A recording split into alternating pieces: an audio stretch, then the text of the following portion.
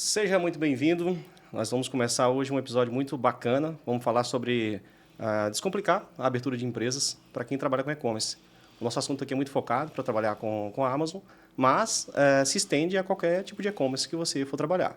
E hoje eu tenho um convidado aqui muito especial para falar sobre um tema. É uma autoridade no assunto, uma autoridade no tema de e-commerce. Anselmo é contador, tem uma vasta experiência em e-commerce ali. Cuida de mais de 200 empresas hoje dentro do escritório, tem um time ali super preparado para isso.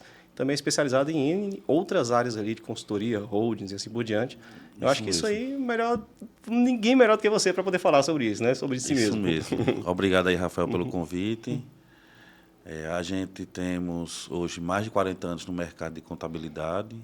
Minha mãe iniciou a carreira na área contábil e vendo a necessidade, o desenrolar, o despreparo de muitos empresários, eu vim me estruturando de conhecimento, formado em contabilidade, bacharel em direito, especialista em auditoria e direito tributário, hoje terminando um MBA em holding, que hoje é a sensação que muitos empresários hoje estão usando.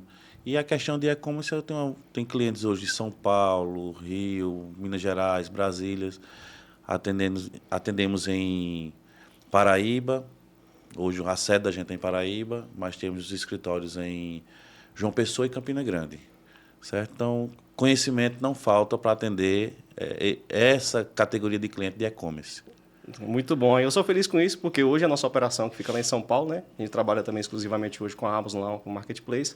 E hoje quem toca o nosso projeto lá na empresa é você, um grande amigo, que eu tenho grata satisfação e muita sorte de ter conhecido para poder atuar junto conosco ali. E assim, não é porque Anselmo é meu amigo, nesse momento, Não, que mas o serviço dele é o melhor. Não, é o melhor mesmo na região, pode ficar tranquilo e atende o Brasil inteiro aí. Se você estiver precisando, já deixa a dica já fazendo nosso jabá aqui, né, Anselmo? vão lá, segue lá, AG Contal, viu? Muito bom. Se falando de abertura de empresa, todo mundo tem dúvidas, sempre vai ter dúvidas, principalmente aquele empresário ou candidato a empresário tem. Aquele que já tem a empresa estabelecida tem dúvidas sobre se está ou não na melhor regime tributário, se faz sentido migrar para outro regime tributário, lucro real, principalmente quando se fala de e-commerce, hoje a galera fica assim, super preocupada. Putz, será que eu não preciso ir para o lucro real porque minha margem é muito baixa? E assim, são várias perguntas que é muito difícil de responder como uma receita de bolo, né, Anselmo? Isso aí, de fato, cada cenário tem que ser analisado, tem que ser estudado.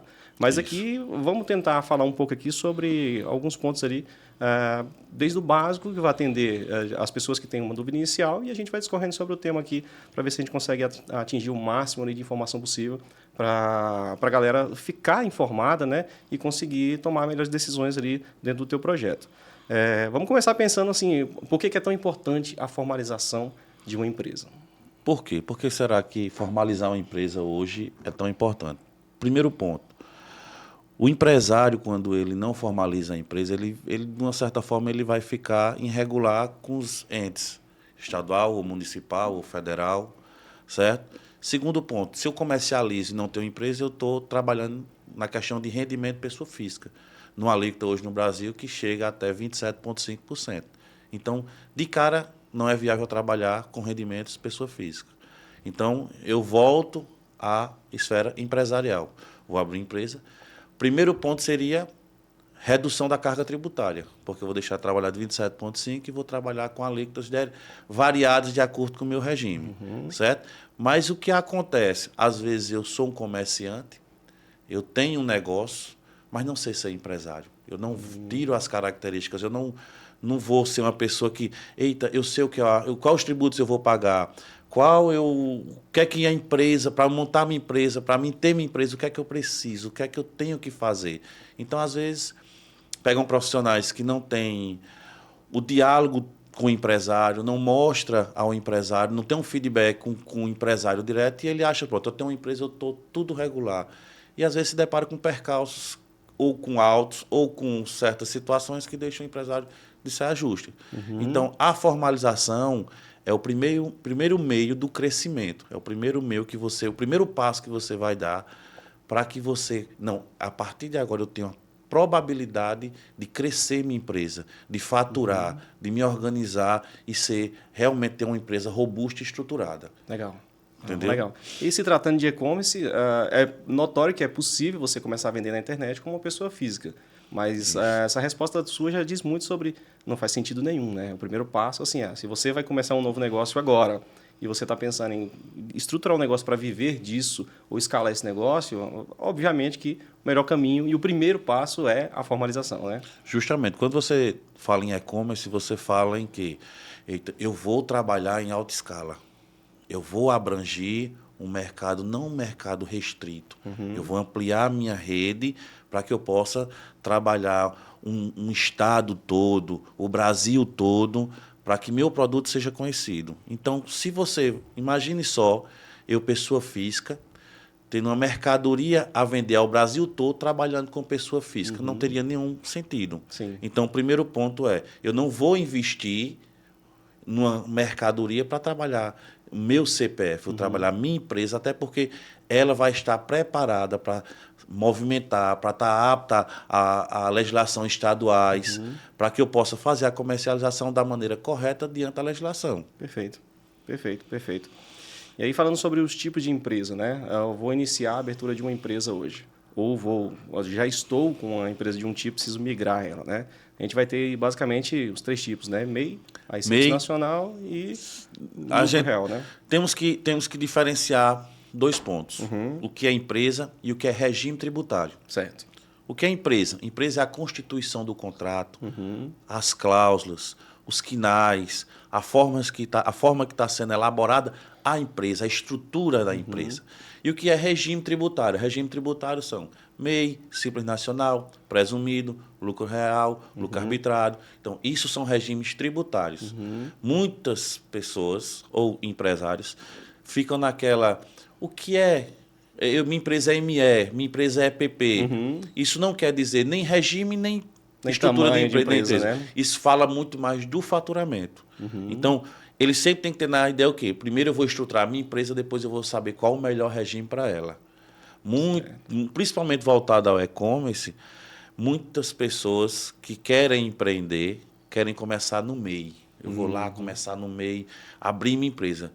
MEI é uma característica de que você vai trabalhar como autônomo. Pronto, eu comecei meu primeiro negócio, está pequenininho ali, eu estou começando a engatear, tenho um faturamento restrito a 6.750 mês, certo? Então, assim, vou para o e-commerce, se eu quero abranger todo um estado, como é que eu vou começar com o MEI? Como é que eu vou querer crescer se eu estou dentro de um regime restrito, que eu só posso faturar aquilo, que eu só posso ter um funcionário? Então, assim, fica você como se você tivesse com as mãos atadas. Eu estou querendo crescer, mas tem alguma coisa me segurando. Então, não é de cara, não é viável você entrar no e-commerce com uma empresa do MEI. E faz todo sentido. Se você pensar a nível de faturamento, né, como você já colocou aí o que seria teoricamente um limite, né, ali do mensal, vamos pensar que a margem de um negócio desse aí gira em torno de 10%. Se você faturar R$6.000, você está limitado a ganhar R$600 por mês, né? Isso então, mesmo. veja que assim, quem é que vive hoje de um negócio com R$600 por mês? E o trabalho de formalizar uma empresa começando no meio ali com a contabilidade, muito provavelmente vai ser o mesmo de você já ir para o Simples Nacional e já entrar já mais preparado, né? Isso mesmo. E outra característica que acontece muito, por não sei, por falta de orientação ou por falta de procurar uma orientação, seria o seguinte: eu abro um MEI hoje, que é um microempreendedor individual, e vou lá, entro num e-commerce, num marketplace, Mercado Livre e tal. Não vou nem citar nomes. Mas vou lá, entro no marketplace e começo a faturar. Tum. Eu, como empresário, estou lá achando que está tudo resolvido. Estoura o limite dos 6.750. O primeiro ato vai ser o Estado ver que você ultrapassou o limite e desenquadrar. Como ele desenquadra? Ele desenquadra retroativamente ao início do exercício base. Então, você vai pagar juro, mora, tudo, porque você não teve uma projeção.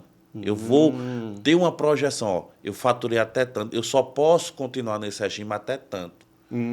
Então, não é que você não possa começar comigo. Você pode, mas você tem que ter uma projeção. Você tem que ter assim, eu vou faturar 3 meses no mês, próximo ano eu tenho que virar simples, porque daí para frente eu quero crescer, eu preciso expandir. Legal. Então, seria o quê?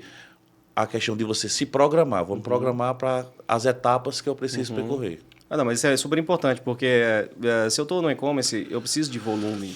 Isso A mesmo. margem, todo mundo sabe, a margem ela não é grande. Não. Então, em tese, assim, não faz sentido nenhum, de fato, eu abrir uma empresa no MEI, porque eu vou ter que migrar mais dia, menos dia para isso. E se eu tenho o risco, corro o bom risco de faturar muito mais do que o limite, é melhor me preparar já para poder entrar no regime do Simples Nacional. Porque, como você falou, você coloca ali, todo mundo faz essa anotação de mensalmente você tem um limite ali de 6 mil e pouco dentro do MEI.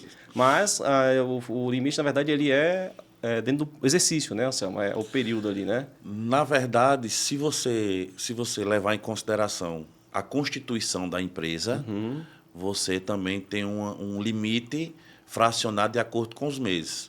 Não é que eu constituí uma empresa hoje, vamos dizer, a gente está em agosto, eu constituí uma empresa MEI hoje em agosto. Eu vou ter 81 mil de faturamento? Não. Legal. Eu vou ter o proporcional os meses restantes do ano, para poder fazer uma projeção do que eu preciso faturar para não desenquadrar. Se eu pego em agosto, setembro, outubro, novembro, eu não faturo nada.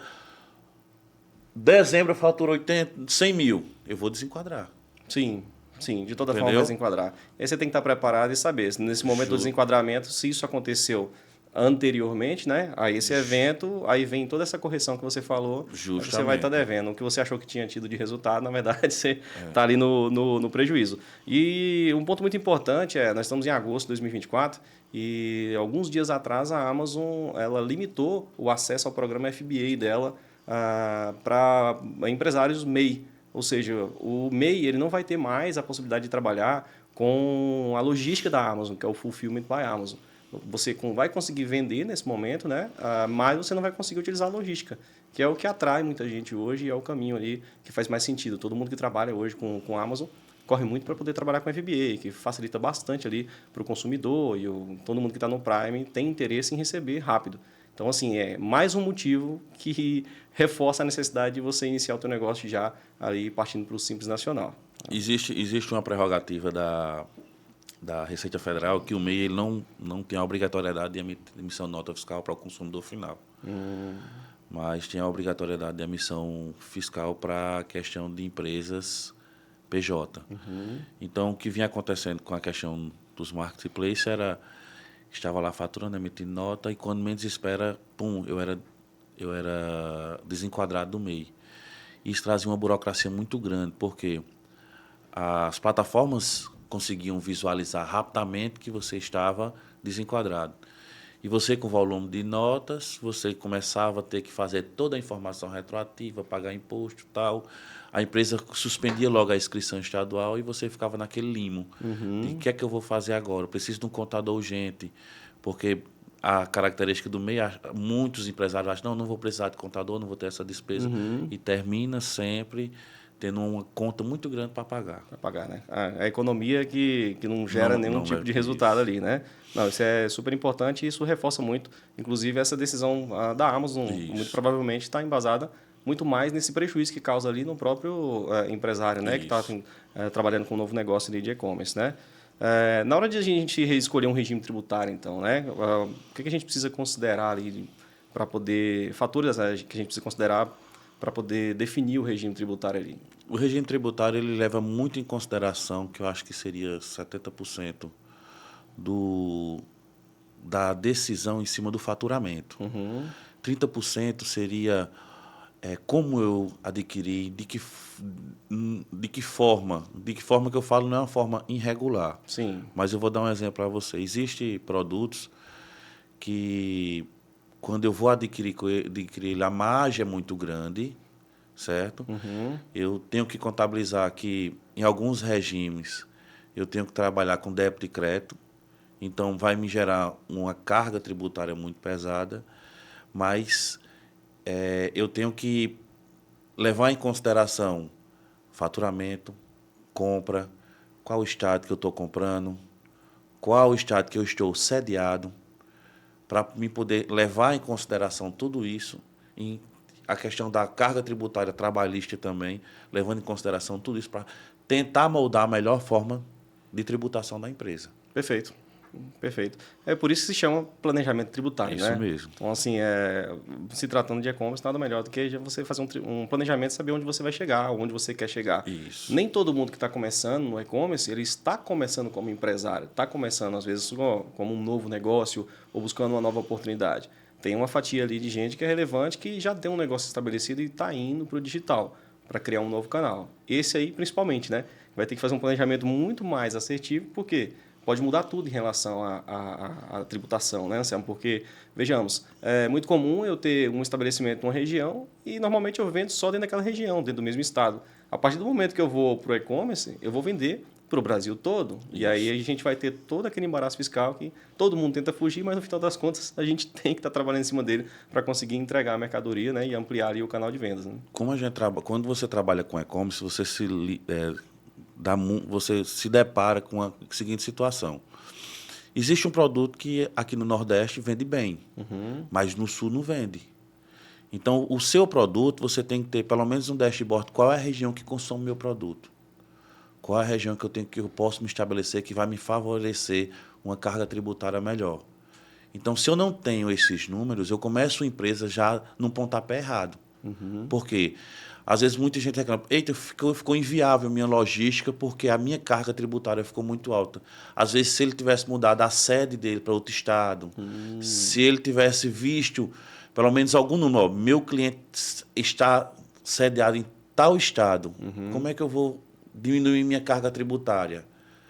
Então, essa logística, esse tato de ver onde será melhor minha sede, que o empresário tem que começar a projetar de sair.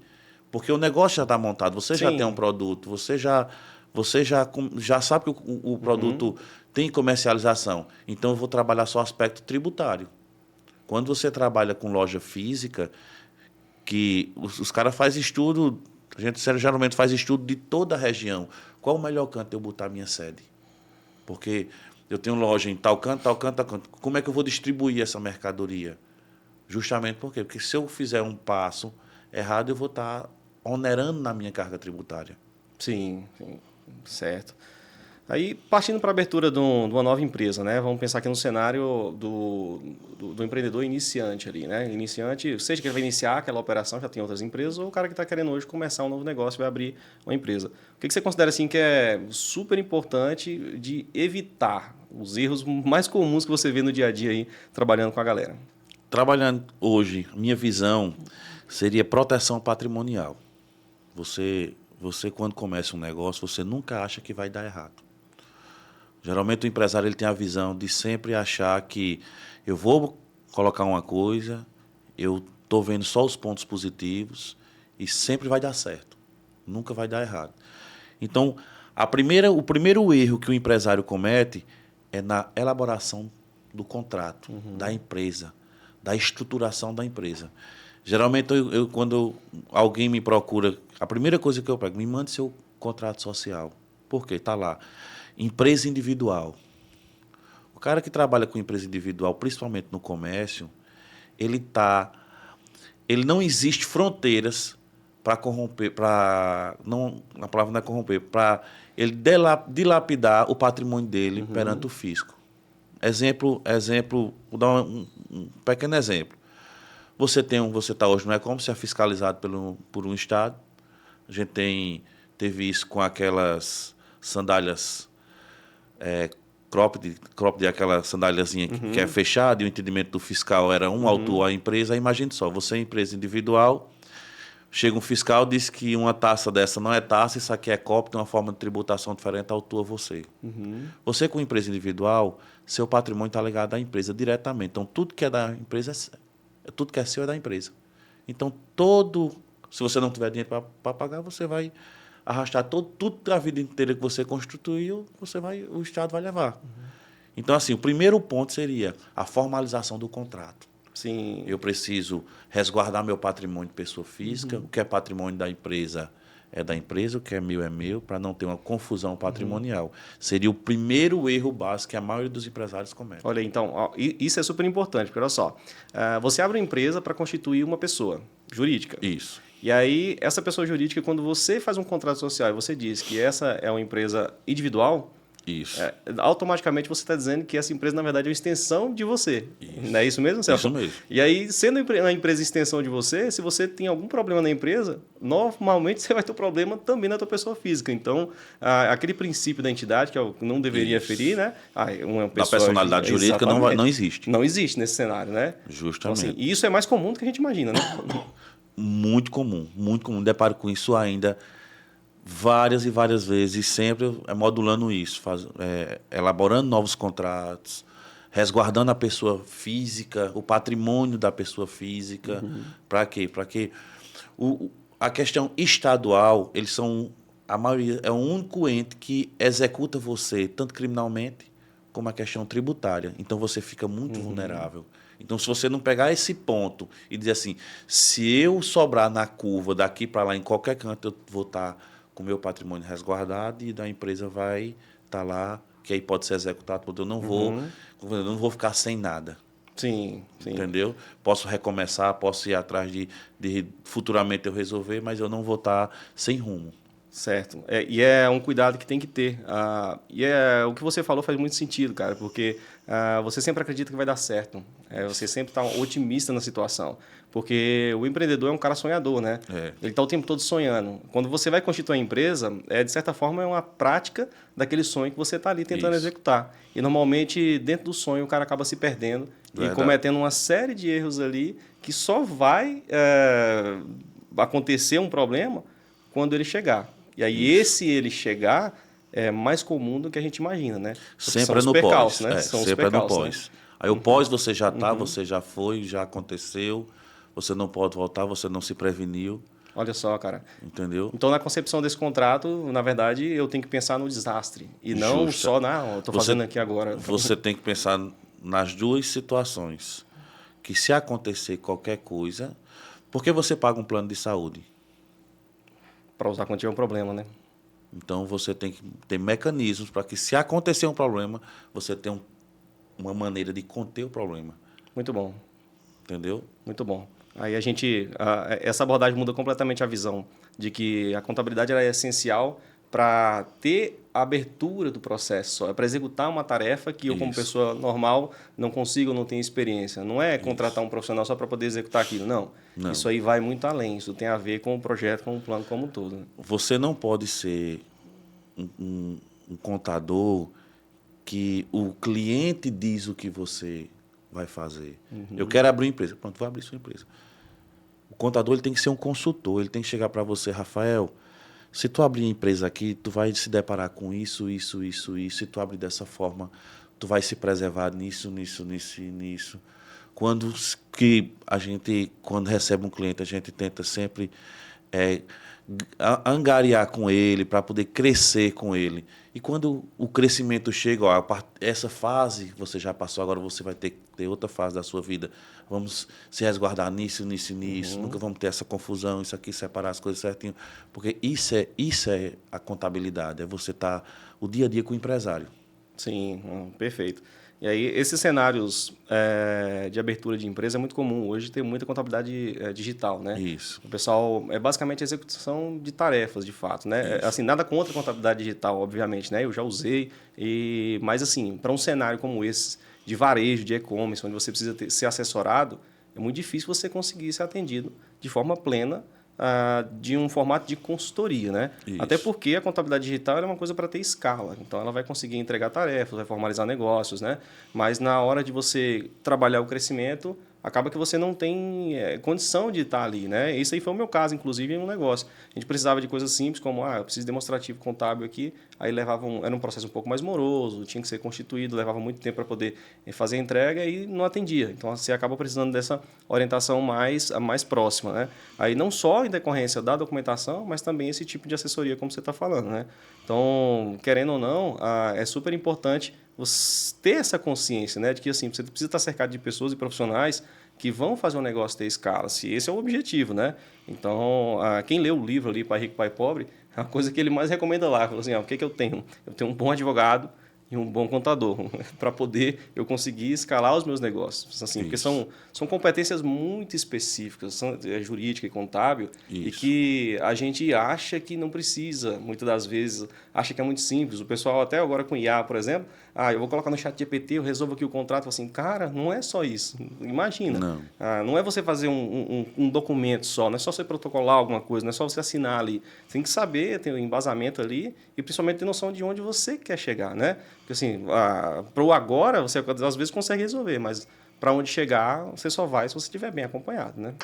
Isso é. A questão da contabilidade digital, o mercado vem aí, muita propaganda, tudo, mas vê muito o reflexo do empresário, principalmente para a questão e-commerce. Uhum. O cliente que trabalha com e-commerce e é voltado a uma contabilidade digital, ele não tem uma consultoria.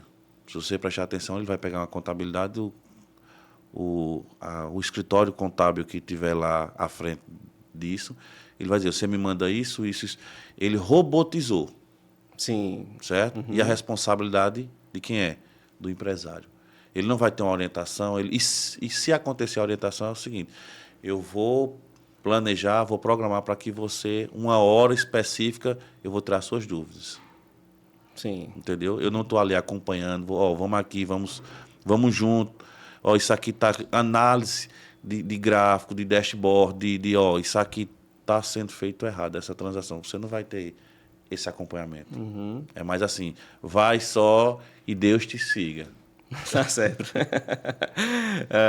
Vamos falar aqui do que é tema, com certeza, de interesse de muita gente que trabalha no e-commerce, né? Falando de regime tributário, especificamente, nós aprendemos aqui hoje a diferenciação, inclusive, né, de empresa para regime tributário é assim, em que situações ali o lucro real ele é mais vantajoso para uma empresa de e-commerce? A gente temos, inicialmente, eu não vou falar MEI, porque, no meu ponto de vista, para e-commerce, Pronto, certo? assim, para fechar assim, nesse momento aqui a gente descarta o MEI. Isso. Assim, podemos ter No Simples Nacional, você tem um teto de 4 milhões e 800, teto bom, né? 4 milhões e 800 e para o Estado 3 milhões e 600, certo? O que acontece? A maioria dos empresários que trabalham com e-commerce, ele diz, eu vou para o Simples Nacional porque é fácil, Sim. é simples. O nome O nome já sugere, diz. de simples não tem nada, mas ele sugere que é simples. Eu vou lá, coloco a logística é de tal, de fulano, eu só vou apurar, é uma guia só. Mas muitas das vezes o cara está deixando dinheiro na mesa. Sim. Porque ele não fez um planejamento, ele não viu a região que ele trabalha, ele não quis fazer um cálculo, pagar uma consultoria, um contador que tenha a expertise no negócio de dizer assim, se tu fizer dessa maneira, você vai angariar bem mais recursos e conseguir ampliar o seu faturamento. Aí o que é que o cara faz? O cara fica ali limitado àquele faturamento, quer crescer, não consegue, porque a alíquota do Simples ela é progressiva. Conforme você vai faturando e chega um certo momento que ela fica inviável. Fica inviável. Então, quando ela começa a ficar inviável, é que vamos para o lucro real. Existem maneiras legais que o lucro real é muito mais vantagem do que o Simples Nacional. Muito mais. A questão é, eu tenho um contador que quer fazer um lucro real porque eu estou na contabilidade digital. O cara vai querer fazer um lucro real? Não vai. Não tem como. Pelo preço que eu pago na contabilidade digital, não vou. Certo? Então, assim, fico à mercê daquela situação, não cresço. Chega uma hora que eu vou começar a ficar estagnado. Produtos, principalmente quem trabalha com produtos de sazonalidade, vai perder aquela época, vai faturamento. E quem está preparado, quem tem uma assessoria contábil boa, que vai dizer assim, aqui a gente, a partir desse momento aqui, tu está faturando tanto, vamos virar a chave. No final do ano, vamos mudar o regime e agora tu vai triplicar teu faturamento e tu vai começar a ganhar dinheiro. Sim. Mas tem custo para isso, tem isso. O cara que está ganhando dinheiro, ele não quer saber de custo, ele quer saber de ganhar dinheiro. De ganhar dinheiro, né? E aí, quando a gente fala da principal diferença ali, de uma forma bem simplificada, obviamente que tem muito cenário para se considerar, né? Isso. Mas de uma forma bem simplificada, quando você trabalha na diferença entre Simples Nacional e lucro real, No Simples Nacional, você vai pagar imposto em cima do que tu está faturando, em cima da tua receita, né? Isso. Direto, lá na cabeça. E o lucro real, você vai pagar imposto em cima do lucro. É aquilo que Isso. você teve de resultado. Só aí a gente já entende que faz todo sentido quando você está falando de e-commerce. Porque você tem margens apertadas, você tem despesas, você tem uma porrada de coisa que vai lhe causar até um prejuízo, né? Então, assim, até no prejuízo, o lucro real vai te favorecer. Favorecer. Enquanto que se você estiver vendendo ali no e-commerce, começou agora, eu preciso vender, estou com um produto parado, aí começa a queimar estoque, você está vendendo abaixo do que você deveria, você vai tomar prejuízo nesse produto para poder se capitalizar novamente, você vai pagar imposto em cima disso, e se você tiver faturado uma parcela grande, vamos pensar em, já faturou 1 milhão, por exemplo, não sei, onde é que esse cara vai estar normalmente no Simples? Não. Aí assim, e por incrível que pareça, existe empresários que ficam à mercê dessa estrutura de vender só até tanto para ficar ali no Simples, para ficar numa zona de conforto, porque não pode crescer, porque não, se eu passar daqui eu vou sair no Simples, eu vou precisar de uma estrutura contábil, eu não sei onde procurar, eu não o que é que eu vou fazer, certo? Tem várias responsabilidades. Sim.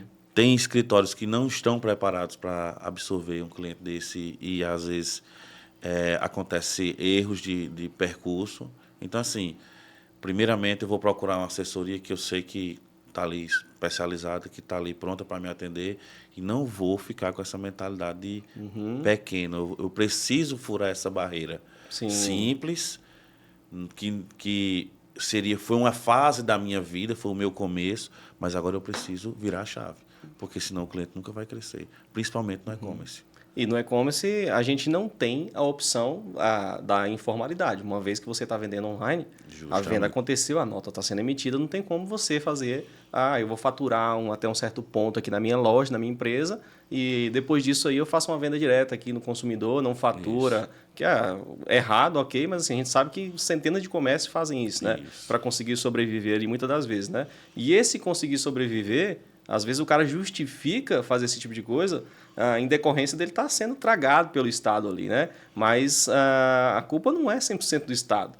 Uma vez que você tem os mecanismos, o Estado oferece, por exemplo, o lucro real é um mecanismo de você trabalhar, ok, e dividir com o Estado o teu resultado, né? Isso mesmo.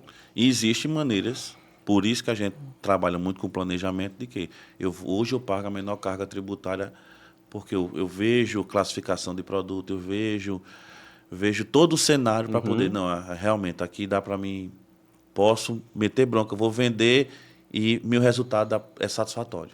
Senão não existia empresa grande. Não existe empresa grande. Empresa grande, que trabalha na bolsa, que está lá mostrando resultado, está pagando seus impostos. Então, Tá certo. Muito bom, muito bom, muito bom. Para se fazer um planejamento tributário ali eficaz por e-commerce, o que você considera ali que seria o pontapé inicial ali? como eu tinha falado anteriormente, o primeiro ponto, o que é que eu vislumbraria? Qual é a região que eu vou trabalhar? Para primeiro ver onde eu vou me sediar.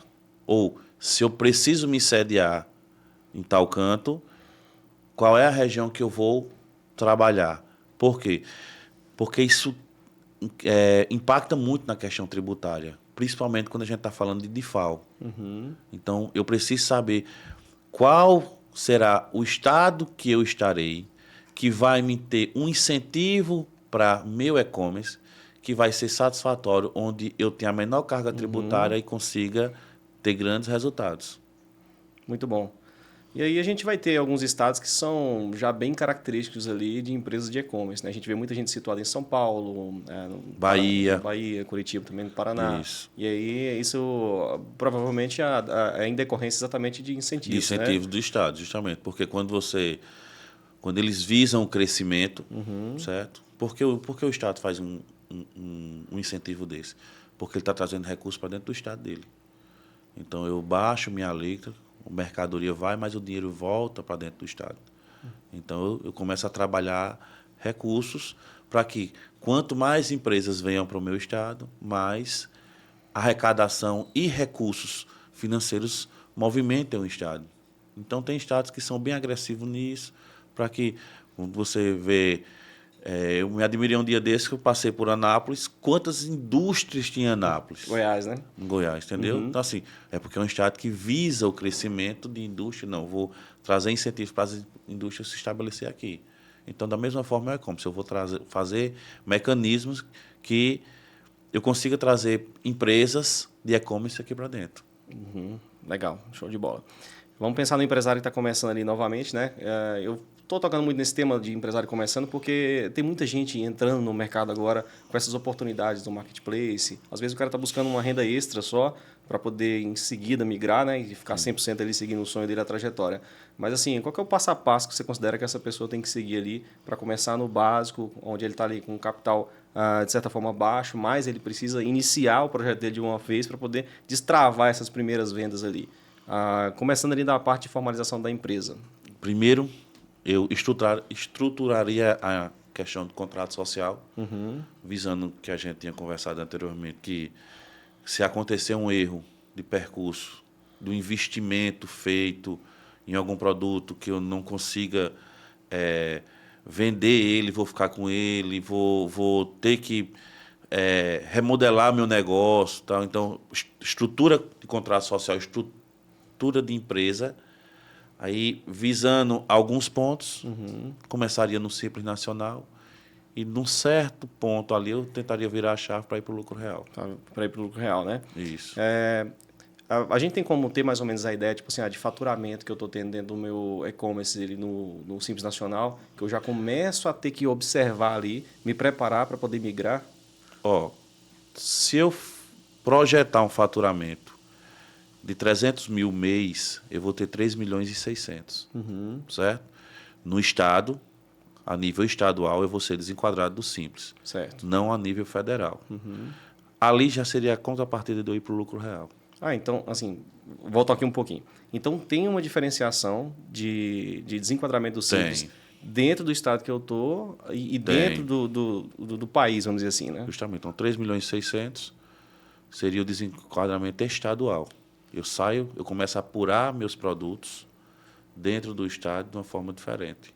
Na nível federal, eu continuo no Simples Nacional. Então, quando acontece essa, de certa forma, esse cenário que você está falando, eu já vira uma loucura isso aí, né? Justamente. Então, o que é que eu faria? Eu já ia migrar para o lucro real. Então, podemos pensar que o Simples Nacional, na verdade, é só 3,6. Não, porque o que é que a gente leva em consideração também? Como eu disse a vocês, são pontos que a gente tem que ver. Quando a gente tem uma folha de pagamento considerável, a gente tem que levar muito isso em consideração. Diferentemente do e-commerce. É como se você trabalha com a logística. Você não tem funcionário, é muito pouco, é reduzida a questão trabalhista do e-commerce. Então, a gente está falando só mais em tributos. Então, tributos, eu cheguei nesse ponto aí, vamos para o lucro real. Porque eu não estou falando, eu descaracterizei a parte funcionário. Eu estou mais voltado à redução da carga tributária. Legal. Então, assim, continuando a conta ali, 300 mil mês de faturamento. Eu já pensaria. Já pensaria, né? Já pensaria. E pensando nesse cara que está faturando 300 mil por mês, esse cara está numa alíquota de quanto, mais ou menos, no Simples Nacional? Ele vai estar em torno de 17%. Ou seja, você vai pagar 17% em cima do teu faturamento. No lucro real, com certeza você está com a carga tributária menor. Então, vamos voltar um pouco mais ali. Assim, então, 300 mil eu acho muito, né? Para você pagar de imposto. Então, para ser ideal, do tipo assim, eu tenho condições já de migrar para um lucro real, começar a pensar nessa migração para o lucro real, o faturamento a partir de... 300. A partir de 300. Eu cheguei em 300. Você sabe que quando a gente está numa plataforma de marketplace dessa, 300 mil para você atender um Brasil não é nada. Não é nada. Isso. Então, se eu cheguei a esse patamar, subtende que eu vou crescer. Certo? Agora, se eu cheguei em 300 mil num período de sazonalidade, eu digo, então vamos rever. Certo? Mas se eu tenho um constante faturamento de 300 mil com possível crescimento, vamos mudar a categoria. Ah, legal, Vamos legal. para a segunda fase. Entendeu? Legal. Então eu também não posso antecipar isso, né? Não. Vamos pensar, estou faturando 100 mil por mês, isso aí dá 1 milhão e 200 por ano, já estou pagando a alíquota de X. Não é só essa alíquota, né? Que eu tenho que Não, olhar. Porque assim, é melhor eu ter a surpresa de estar pagando 17,5, igual você falou lá, com 300 mil constante. E quando eu refizesse meu planejamento tributário, eu sofrer uma decreção, né? Na verdade, dessa alíquota que eu estou pagando, é melhor eu ter essa surpresa positiva, né? Tipo assim, Justamente. ufa, um alívio. Agora eu estou pagando menos impostos, agora a gente vai crescer mais ainda, agora não tem limite, A né? gente estava fazendo análise de um cliente de Minas Gerais que o percentual de lucro dele deu 59%. Nossa.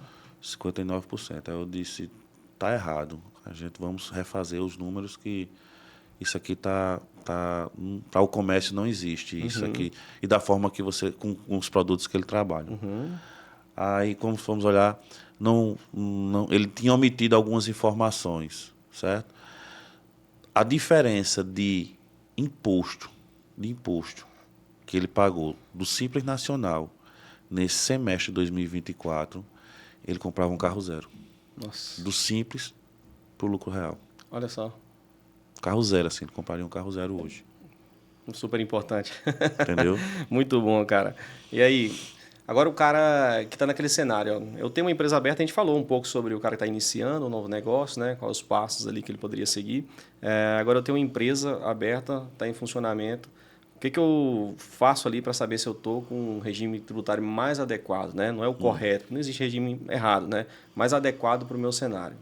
Não, aí a gente tem que fazer análise pelo menos dos últimos 2 anos, para a gente ter uma base concreta do que vai ser feito, ver a forma que ele está operando, porque geralmente é mais fácil você criar do que você modelar. Quando você vai modelar um empresário, ele vem com vícios. Às vezes o costume da confusão patrimonial dele já pegar o dinheiro da empresa, achar que é dele e começar a gastar. Isso no varejo é que é uma beleza, né? Justamente. Aí ele tem um certo bloqueio em fazer modificações porque ele já está confortável. Sim. Certo? Mesmo ele vendo o resultado, ele fica no vício de fazer a mesma coisa. Então, assim, o processo de maturação disso é mais extenso.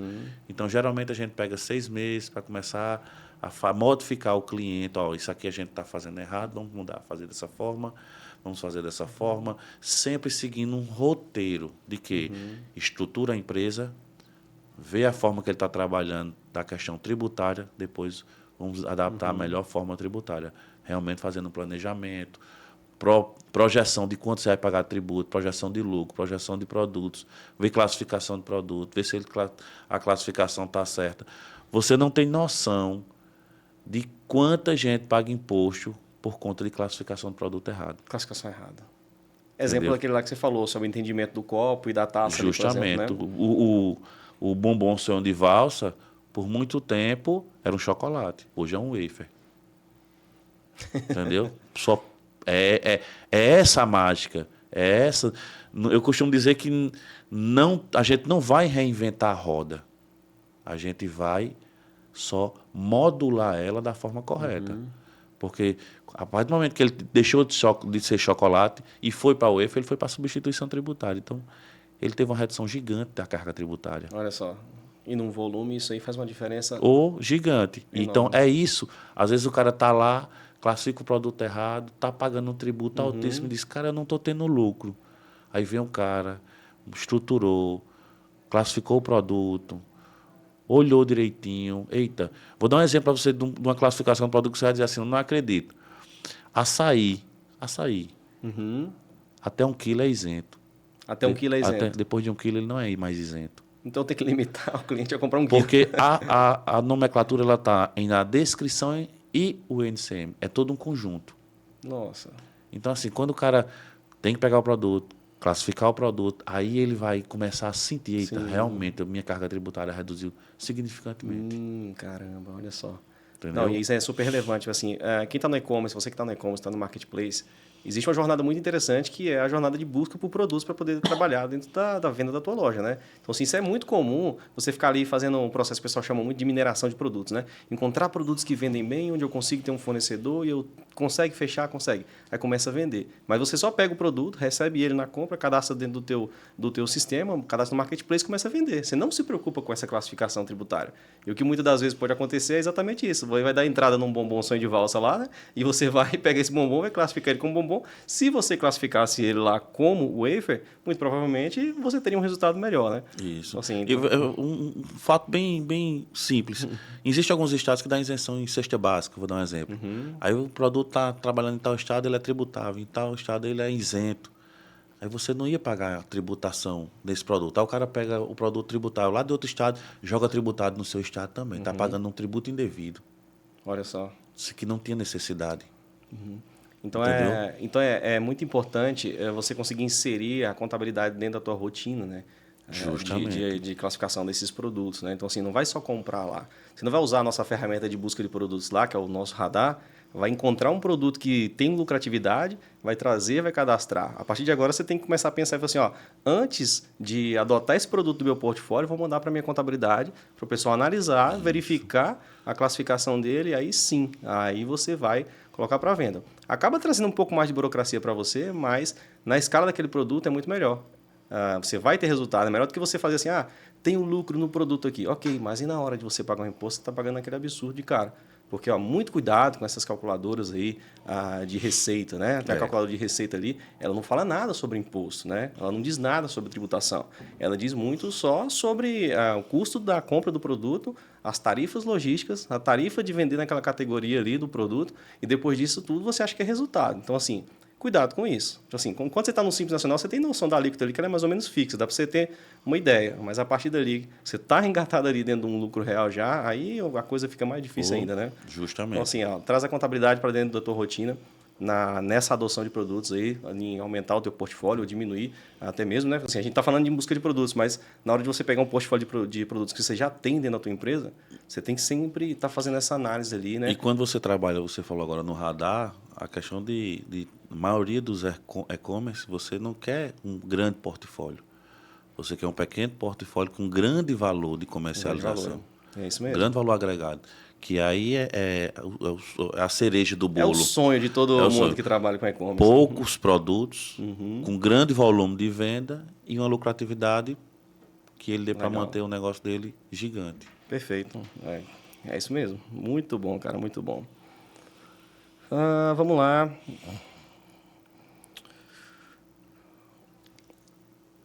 Anselmo, acho que isso aqui é uma dúvida que muita gente tem ali, né? Pensando nesse cenário, com esse nível de serviços contábil, né? Que uma pessoa está buscando a partir desse momento, qual que é a melhor forma dele contratar ali um contador, né? E quais os sinais de um bom profissional dentro dessa área? Porque assim, a gente vai ter N opções ali, com certeza, né? O mercado sempre tem, o mercado de serviço sempre tem. Mas assim, o que você dá de dica para a galera que vai buscar uma contabilidade ali, precisa de um apoio? Quais são os sintomas, vamos dizer assim, de um bom contador que vai conseguir atender você do início até a tua jornada? Primeiro ponto, ele tem que ter no portfólio de clientes dele, clientes que se assemelhem com a atividade da pessoa que está procurando. Primeiro ponto seria isso. Como é que você vai trabalhar com um contador que ele não tem nenhum cliente na base dele que já trabalha com aquilo? Então, ele vai, de uma certa forma, ele vai começar a trabalhar sem uma certa experiência. Ele pode ter o conhecimento, mas ele não vai ter a experiência, certo? Então, o primeiro ponto são esses. Hoje, depois da tecnologia, não existem barreiras. Hoje a gente trabalha com vários estados, por quê? Porque a gente não tem barreiras. Hoje a gente tem uma equipe formada em constante conhecimento da modificação da legislação de cada estado, justamente para a gente atender a necessidade Todos os estados, né? Justamente. Então, o importante é, eu vou para um contador que eu já tenho um meu nicho e ele já sabe, eu vejo que realmente ele reduziu minha carga tributária, então eu acho que eu vou procurar esse cara. Legal. Muito bom. Certo? Eu acho que... Mais uma vez, estou à disposição. Quem quiser seguir lá, G Contabilidade. Tá E o que precisar, a gente chama a caminho de sucesso. Tá deles certo. e nós. Perfeito. Foi muito bom ter esse momento aqui, falar um pouco sobre... falamos só um pedacinho, né, das possibilidades e com certeza a gente vai ter mais alguns outros momentos e focar muito mais ali dentro dessa escala, né? Vamos falar um pouco mais de lucro real, com certeza. Eu tenho certeza que a gente vai conseguir agregar muito valor para essa galera. E aí eu agradeço você pela participação, agradeço você imensamente por estar aqui hoje compartilhando o teu conhecimento. Eu acho que falta muito disso dentro desse cenário e a gente fala ali para o e-commerce. Então, assim, a gente atende a necessidade da galera e a gente espera que essa mensagem ajude outras pessoas, né? Então, vamos ficando por aqui. Eu que agradeço o convite e se tiver outro convite, eu venho de novo. Tá certo. Muito obrigado, Anselmo.